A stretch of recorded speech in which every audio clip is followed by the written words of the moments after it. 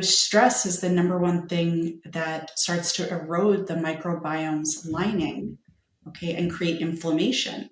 So if that's happening, then we don't have the ability to, in the small intestine, uptake the nutrition, or we have holes in our microbiome's lining, which is allowing different food particles, different chemicals, things that are supposed to be transferred out of the body to go into the matrix of our body. And that creates inflammation. And inflammation in our body is basically an alarm bell. I love how Steve calls it, end organ damage or end organ involvement, right? Because that inflammation that's now occurred because of this one process becomes a systemic inflammation. And since our gut is what is conveying right up to the brain so many of a large part of our signaling, then once it gets there, the brain has interpreted some type of a threat. And now that again goes back into the gut and triggers more inflammation.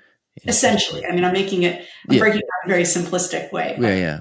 Well, I think even when I hear that, it's like, I don't know how much we're taught about that, the connection between nervous system state and gut health and how that has a direct impact on brain, mood, digestion, and then how it can create, in this example, a feedback loop of just like staying stuck in it kind of feeds it. It's like a poison that keeps going back and forth because then you're stuck in dysregulation. The gut makes more stress, then that creates more.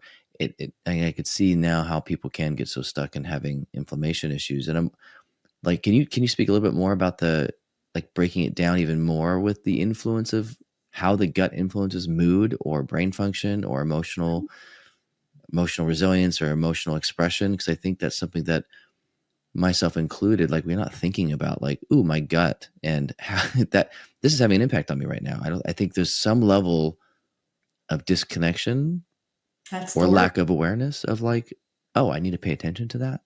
Right. Well, so you just said so many, I'd like to unpack that a little bit. Please do.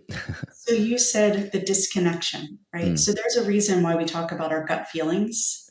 And I always say that our interoceptive cues, the signals that we're receiving consciously or unconsciously from inside of our body, were meant to lovingly guide us, right? So that we can make adjustments, either what we were intaking or what's around us, to then create more homeostasis. However, I think what's happened, I have no exact evidence of this, but I think what's happened is that we have received we are living in a time where our input through our senses, our five senses, through our proprioception has changed. We don't move around as much necessarily. The environment around us, light, artificial lighting and how that impacts our melatonin and our circadian rhythm, and then our sleep.